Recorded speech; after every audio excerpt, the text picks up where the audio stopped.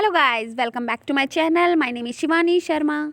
Now today I am going to sharing the topic that is from the mechanics, and this is from the dynamics part of the mechanics. The name of the chapter is kinematics in 2 dimension and the topic is from it is radial velocity and transverse velocity. मैं इसका आपको एक example share करूंगी, लेकिन उससे पहले मैं आपको बता देती हूँ एक्चुअल में रेडियल एंड ट्रांसवर्स वेलोसिटी होता क्या है। और इससे पहले भी मैं बहुत सारी वीडियो इसके ऊपर बना चुकी हूँ जिसमें आप देख सकते हैं पूरी एक्सप्लेनेशन इसकी। सपोज एक्स और वाई है और यहाँ से एक हमने कर्व बनाया और एक पार्टिकल है जो हमारे सर्कल में मूव कर रहा है, तो ये रेडियस हो गया। सपोज कीजिए कि सेंटर के बीच का पॉइंट है आर, मतलब ये हो गया हमारा रेडियस दोनों के दोनों, तो ये सेम ही डिस्टेंस होगी आर। और यहाँ से कोई पॉइंट ट्रेवल कर रहा है सर्कल की शेप में, वो मैं अभी आपको पूरा क्वेश्चन के साथ समझा दूंगी, आप थोड़ा थोड़ा समझ लीजिए। एक्चुअल में होता क्या, इस पॉइंट के अलॉन्ग जो मूव करेगा वो होगा रेडियल वेलोसिटी या फिर रेडियल एक्सेलरेशन, लेकिन जो इसके परपेंडिकुलर मूव करेगा वो होगा हमारा ट्रांसवर्स वेलोसिटी एंड एक्सेलरेशन। ये पूरा ग्राफ समझने के लिए आप मेरी लास्ट वीडियो को जाकर देख सकते हैं, उसमें आपको बहुत अच्छे से समझ में आ जाएगा ना। अब इसके बाद मैं आपको एक क्वेश्चन शेयर करूंगी आपके साथ, जिससे कि आपको सारी वर्किंग क्लियर हो जाएगी कि एक्चुअल में ये है क्या जो हमें ज़रूरत होती है। तो अब कोई भी क्वेश्चन है, a particle moves along a circle r is equals to 2a cos theta in such a way that the accelerations toward the origin is always 0. Show that the transverse acceleration varies as the fifth power of cosec theta. तो now guys, आप question में, जैसा कि मैं आपको last video में बता चुकी हूँ कि 3 स्टेप्स होते हैं, सिर्फ 3 स्टेप्स में मैं आपको क्लियर करके कहूँगी। सबसे पहले होता है कि जो चीज़ हमें गिवन है, जैसे ये in such a way that the acceleration toward the origin is always 0। तो हमारी सेकंड चीज़ हो गई है कि हमें यहाँ पर एक्सेलरेशन हमारा 0 दिया हुआ है। और हमारा सेकंड स्टेप है शो दैट, या तो फाइंड होता है, प्रूव होता है, शो होता है कि हमें ट्रांसवर्स एक्सेलरेशन जो है हमारी वो डायरेक्टली प्रोपोर्शनल है कॉसेक थीटा की 5th पावर के। और थर्ड स्टेप होता है कि ये जो चीज़ हमें फाइंड करने के लिए दी गई है, ट्रांसवर्स एक्सेलरेशन या रेडियल एक्सेलरेशन, इन्हें पुट करना पड़ता है और इन वैल्यूज़ को उसमें पुट करना पड़ता है और आंसर निकालना पड़ता है। यानी पहले फॉर्मूला लिखते हैं, फिर उसमें ये वैल्यूज़ को पुट करते हैं और आंसर। तो दोबारा से, अ पार्टिकल मूव्स अलोंग, यानी कि एक पार्टिकल है जो मूव कर रहा है अलोंग अ सर्कल। इस तरह हमने एक सर्कल बना लिया और एक पार्टिकल है जो इसी के अलोंग मूव कर रहा है, यहाँ पर पहुँच गया। वो सपोज करते हैं यहाँ ये हमारी इनिशियल लाइन है और हमारा कोई पार्टिकल है वो यहाँ तक पहुँच गया। उसकी r इज इक्वल्स टू हो गई 2a cos थीटा। जैसा मैंने आपको बताया था कि हमारा रेडियस ही होगा सेंटर, क्योंकि रेडियस तो इसके सारे इक्वल ही होते हैं। ये हमारा o है जो कि फिक्स्ड पॉइंट है, इसका सेंटर है सर्कल का। ये हमारी रेडियस है, ये हमारी इनिशियल लाइन है जहाँ से चलना शुरू करा उसने। इन सच अ वे, इस तरह चलता है कि जो उसका एक्सेलरेशन है टुवर्ड द ओरिजिन, यानी कि ओरिजिन की तरफ आ रहा है, तो जो उसका एक्सेलरेशन है वो 0 है, क्योंकि एक्सेलरेशन उसका चेंज ही नहीं हुआ, बढ़ा ही नहीं, तो एक्सेलरेशन उसका 0 है। और हमारा रेडियल एक्सेलरेशन होता क्या है, r is equals to the 2a cos theta, ये दिया हुआ है। अब acceleration toward the origin, radial acceleration की बात हो रही है यहाँ पे, तो हम रेडियल एक्सेलरेशन का फॉर्मूला लगा देंगे। बस देखिए, मैंने बताया था, बस सब कुछ क्वेश्चन में गिवन है, बस थोड़ा सा समझना है और अप्लाई करना है। तो इसी के साथ radial acceleration is always 0 for this question only, nothing for her question के लिए नहीं होता, लेकिन इसमें हमारा रेडियल एक्सेलरेशन 0 होगा। तो उसके लिए हम फॉर्मूला लगा रहे हैं d² over dt square minus r d theta over dt का स्क्वायर इज इक्वल्स टू 0। तो ये फॉर्मूला हमने लिख दिया। अब हमें इसमें जो जो चीज़ दी हुई है ये हमें अप्लाई करनी है। यहाँ ये r है, हम इसे फर्स्ट इक्वेशन ले लेते हैं, इसे हम ले लेते हैं सेकेंड इक्वेशन। अब सेकेंड को सॉल्व करने के लिए हमें फर्स्ट का डिफ्रेंशिएट लेंगे, क्योंकि हमें ये 0 बता दिया था रेडियल एक्सेलरेशन, तो हमने वो कंडीशन पुट करी और यहाँ पे ट्रांसवर्स एक्सेलरेशन फिर हम निकाल लेंगे। बस ये फॉर्मूला ही पुट करके और इनकी वैल्यूज़ जो हम यहाँ से फाइंड करेंगे वो उस फॉर्मूले में पुट करेंगे, आंसर निकाल देंगे। अब d² ओवर dt स्क्वायर हम फर्स्ट इक्वेशन से इसको डिफ्रेंशिएट करेंगे, सेकंड टाइम 2 बार डिफ्रेंशिएट करेंगे, फिर हम निकाल लेंगे। तो चलिए मेरे साथ, मैं करके दिखाती हूँ। हमारी फर्स्ट इक्वेशन है, तो करते हैं differentiating equation number second with respect to the t, यानी देखिए ये वाली, इस इक्वेशन को, ये एक्चुअल में फर्स्ट इक्वेशन है, मैंने सेकंड लिख दिया, तो फर्स्ट इक्वेशन को हम डिफ्रेंशिएट करेंगे, that is r equals to 2a cos theta. तो t के रिस्पेक्ट में करना है तो हम लिखेंगे dr by dt is equals to 2a तो कांस्टेंट है तो ऐसे ही आ जाएगा, और cos थीटा का डिफ्रेंशिएट होता है माइनस साइन थीटा, तो लिख दिया थीटा का डिफ्रेंशिएशन होगा d थीटा बाई dt। इसका तो ये हो गया। अब dr by dt is equals to, इसे अच्छे से लिख लेंगे, -2a sine theta dot d theta over dt, ये हमारी हो गई dr/dt की वैल्यू। इसे हम इक्वेशन नंबर 3 लेट कर लेते हैं ना। अब इसके साथ अब हमें दोबारा डिफ्रेंशिएट करना है, तो differentiating equation number 3 with respect to the t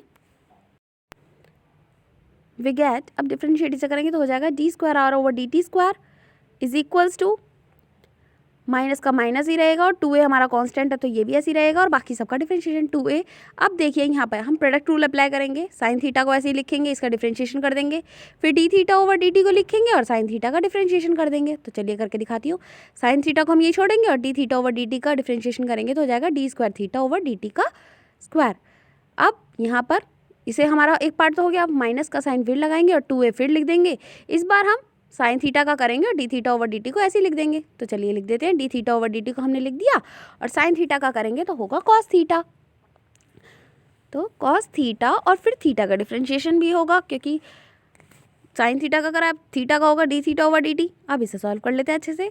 तो -2a d²r/dt² is equals to -2a sine theta d²θ/dt² -2a cos theta और d θ/dt को हम होल स्क्वायर कर देंगे क्योंकि देखिए इसकी वैल्यू 2 बार है। अब हमने यहाँ पे इसका स्क्वायर कर दिया। अब ये हो गया हमारी इक्वेशन नंबर 4। अब इस वैल्यू को हम इक्वेशन नंबर 2 में रखेंगे। देखिए ये वाली बिल्कुल पूरी हम यहाँ रख देंगे और इस r की वैल्यू को यहाँ पे रख देंगे। तो चलिए मैं लिख कर दिखाती हूँ आपको। यहाँ पे d²r/dt² इस साइड है तो मैं लिख देती हूँ, -2a साइन थीटा है यहाँ पे d²θ/dt² -2a cos theta d θ/dt का होल स्क्वायर माइनस, अब r d θ/dt है तो r की वैल्यू लिखेंगे हम, माइनस इसे मैं यहाँ लिख लेती हूँ, ये होगी 2a कॉस थीटा, ठीक है। अब d θ/dt का whole square is equals to 0। अब यहाँ पे इसी के साथ इसे सॉल्व कर लेंगे। तो हमने करा क्या है एक्चुअल में, मैं लिख देती हूँ यहाँ पे अच्छे से जिससे कि समझ में आ जाए। Putting equation number 4 and 1 in equation number 2, हमने 4th और 1st इक्वेशन को इक्वेशन नंबर 2 में लिखा है, ठीक है। हमने पुट कर दी वैल्यू, अब इन्हें सॉल्व आउट कर लेंगे। तो ये कॉस थीटा d θ/dt का होल स्क्वायर दोनों सेम है तो इन्हें प्लस कर लेते हैं। ये हो जाएगा -2a sine theta d²θ/dt² minus, और ये हो जाएगा 2 to 4 तो -4a cos theta d θ/dt का whole square is equals to 0। अब इसे हम सॉल्व कर लेंगे, इसे हम राइट साइड ले जाएंगे, पॉजिटिव में हो जाएगा। बस ये तो छोटी छोटी कैलकुलेशंस है जो आप सब जानते हैं बहुत पहले से ही। तो चलिए करते हैं, -2a साइन थीटा d²θ/dt² और ये हो जाएगा राइट साइड तो हो जाएगा पॉजिटिव में जाएगा। देखिए ये नेगेटिव में, राइट साइड जाएगा पॉजिटिव में, तो हो जाएगा 4a cos theta d θ/dt इसका होल स्क्वायर। ये हमारी इक्वेशन बन गई। अब इसके साथ ये सब हम, ये जो जितना पार्ट है ये सारा राइट साइड ले जाएंगे तो हो जाएगा d²θ/dt² is equals to 4a cos theta d θ/dt का होल स्क्वायर अपॉन -2a को राइट साइड ले आएंगे यानी डिवाइड में आ जाएगा, 2a साइन थीटा, अब a से a कैंसिल और यहाँ से 2 कट जाएगा, ये हो जाएगा d²θ/dt² is equals to -2 cos theta over sine theta d θ/dt का whole square.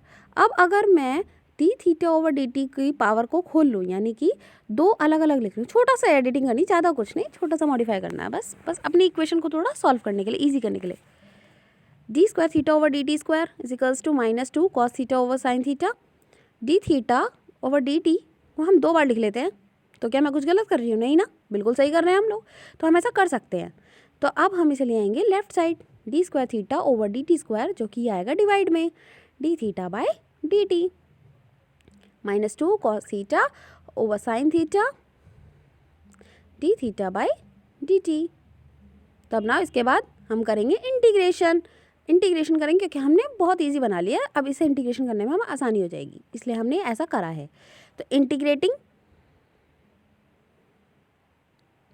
with respect to t we get integrate करेंगे इसे तो हमारे देखिए जब हमारे डिनोमिनेटर में जो है उसका डिफरेंशिएशन ऊपर होता है न्यूमरेटर में, तो हम वहाँ पे लॉग अप्लाई कर सकते हैं। तो लिख देंगे log D theta by D T is equals to, यहाँ पे माइनस ऐसे लिखेंगे, 2 कांस्टेंट है बाहर आ जाएगा, cos theta upon sine theta. जब क्योंकि कॉस थीटा ऊपर है साइन थीटा का तो यहाँ भी लॉग अप्लाई हो सकता है, लॉग साइन थीटा हो जाएगा। और फिर ये हमारा हो गया। अब यहाँ पे लॉग अप्लाई करा है तो आर्बिटरी कांस्टेंट भी लगेगा लॉग सी। अब इन्हें हम सॉल्व कर लेंगे, लॉग की वैल्यूज़ को अप्लाई करेंगे, यानी जब 2 लॉग माइनस में होते हैं तो हम उन्हें डिवाइड में उनकी वैल्यूज़ को लिख सकते हैं। तो -2 है, पहले हम इसे ऊपर ले जाते हैं 2 को, तो ये हो जाएगा log sine square theta plus log c. अब ये माइनस में आया तो इसे डिवाइड में ले लेते हैं, लॉग इसकी वैल्यूज़ को यानी सी अपॉन साइन स्क्वायर थीटा, क्योंकि साइन की वैल्यू तो माइनस में है इसलिए हमने डिवाइड में इसे लिया है। अब लेफ्ट साइड की भी हम क्लियर कर लेते हैं, d theta by D t log D theta by D t, log से लॉग कैंसिल हो जाएगा। अब होगा d theta by D T is equals to c upon sine square theta. अब यहाँ पे d theta by D T is equals to c, अब देखिए यहाँ पे 1 अपॉन साइन स्क्वायर थीटा है, मैं इसे कॉसेक स्क्वायर थीटा लिख सकती हूँ क्योंकि हमारी कॉसेक स्क्वायर थीटा की 1 अपॉन साइन स्क्वायर थीटा ही वैल्यू होती है। तो ये हो गया सी कॉसेक स्क्वायर थीटा। इसी के साथ मेरी D theta by D T की वैल्यू भी आ गई। अब हम मेन पहुंच जाएंगे अपने फाइंड पर कि हमसे पूछा क्या है, फाइंड करने के लिए दिया है या फिर शो करने के लिए, प्रूफ करने के लिए। तो इसमें दिया है transverse acceleration varies as the 5th power of cosec theta, यानी कि कॉसेक थीटा के डायरेक्टली प्रोपोर्शनल है। वेराइज एज द, मैं लिख के दिखा देती हूँ, यहाँ पे हम ट्रांसवर्स एक्सेलरेशन का फॉर्मूला लिखेंगे, that is 1 upon R D by D T R square D theta by D T and is directly proportional to the cosec की पावर 5 थीटा, यानी कॉसेक थीटा की 5th पावर के ये directly proportional है। तो चलिए मैं करके दिखाती हूँ आगे भी। तो मैंने बताया था आपको, ये हम कर रहे हैं अपना थर्ड स्टेप में होता है नाउ ट्रांसवर्स एक्सेलरेशन। जो हमें चीज़ फाइंड करने के लिए दिया बस उसका फॉर्मूला पुट करो और उसमें वैल्यूज अप्लाई करते जाओ। 1 upon R D by D T bracket R square D theta by D T. अब आप देखेंगे बहुत सिंपल है, देखिए 1 अपॉन आर की वैल्यू लिखेंगे 2a cos theta D by D T bracket R square, यानी आर की वैल्यू भी लिख देंगे 2a कॉस थीटा का होल स्क्वायर कर दीजिए। D theta by D T अभी हमने निकाला ही था, ये रहा सी कॉसेक स्क्वायर थीटा, तो सी कॉसेक स्क्वायर थीटा। बस अब इसे बाहर निकाल लेंगे जो कॉमन है, यानी 1 upon 2a cos theta D by D T, और इसे सॉल्व करेंगे तो हो जाएगा 2 2 जा 4 a square cos square theta और c cosec square theta bracket close. अब ये जो कॉन्स्टेंट्स हैं ये बाहर निकाल लेंगे हम, यानी कि 4a और c, इन सबको 4a स्क्वायर बाहर आ जाएगा और c भी बाहर आ जाएगा और ये हो जाएगा 2a कॉस थीटा। a से a कट जाएगा एक पावर और d बाई डी टी, और इसका हम डिफ्रेंशिएट कर देंगे d बाई डी टी। इसका बाहर होने का मतलब यही है कि हम इसका डिफ्रेंशिएट करेंगे, ये आपको कभी समझने की जरूरत नहीं हमने इसका डिफ्रेंशिएट क्यों करा। अब कॉसेक स्क्वायर थीटा का होता है 1 अपॉन साइन स्क्वायर थीटा, लिख सकते हैं हम इसे क्योंकि कॉसेक थीटा तो 1 अपॉन साइन होता है, ब्रैकेट क्लोज। अब नाउ इसके बाद हम इसे सॉल्व कर लेंगे, ये हो जाएगा 2ac अपॉन ये इससे कट जाएगा 2 कॉस थीटा। अब डी बाई डी टी यानी कि इसका डिफ्रेंशिएशन, ये तो सिंपली एज अंडरस्टेबल है कि हाँ हमें इसका डिफ्रेंशिएट ही करना है, तो cos square theta upon 1 upon sine square theta, ये होता है कॉट स्क्वायर थीटा। तो हम इसे अच्छे से लिख लेंगे कि कॉट स्क्वायर थीटा है ये। अब इसका डिफ्रेंशिएट करेंगे तो करेंगे 2ac अपॉन कॉस थीटा और कॉट स्क्वायर थीटा का डिफ्रेंशिएशन। तो चलिए 2ca अपॉन कॉस थीटा और कॉट स्क्वायर थीटा का करेंगे तो पहले हम 2 को आगे लाएंगे और कॉट थीटा, अब कॉट थीटा बचा तो कॉट थीटा का करेंगे वो हो जाएगा माइनस कॉसेक स्क्वायर थीटा, और फिर थीटा का करेंगे तो D theta by D T. ये हमारा डिफ्रेंशिएट भी हो गया। अब इसे सॉल्व करेंगे 2 2 जा 4 और ca फिर upon cos theta cot theta minus तो बाहर ले लेंगे हम, यहाँ पे cosec square theta dot D theta by D T की वैल्यू अभी हमने निकाली थी, that is C cosec square theta. अब आप देख सकते हैं सी को हम बाहर ले आएंगे और ये हो जाएगा स्क्वायर, ये यहीं पे सॉल्व हो जाएगा। कॉट थीटा को हम कर लेंगे, इसकी वैल्यूज़ को खोल लेंगे, यानी कि -4c square a upon cos theta, और कॉट थीटा हमारा होता है cos theta upon sine theta, और यहाँ पे हमारा कॉस से कैंसिल हो जाएगा, ये होगा cosec square theta dot cosec square theta अब आप देख सकते हैं कि यहाँ पे हमारे कॉसेक की 4 वैल्यूज़ हो चुकी है, यानी कॉसेक स्क्वायर 4 हो जाएगा। और यहाँ पे जो 1/sin है ये भी कॉसेक हो जाएगा, तो हम इसकी वैल्यू को लिख देंगे, यानी कॉसेक की पावर 5 थीटा। देखिए क्योंकि ये तो 4 तो है ही और 1/sin भी हमारा कॉसेक होता है, तो कॉसेक की वैल्यू 5 हो गई। और -4c² ये इसके डायरेक्टली प्रोपोर्शनल, लेकिन इसके ट्रांसवर्स वेलोसिटी के हम इसी के तो निकाल लेते हैं, हमने इसी का तो फॉर्मूला अप्लाई करा है, तो इसका मतलब है it is directly proportional to 8। Hence proved. -4ca² ये तो कांस्टेंट है, तो उससे हटा के तो हम डायरेक्टली प्रोपोर्शनल लगाते ही हैं, या फिर डायरेक्टली प्रोपोर्शनल हटाकर हम कांस्टेंट अप्लाई करते हैं। Hence proved. Thank you so much guys, bye bye.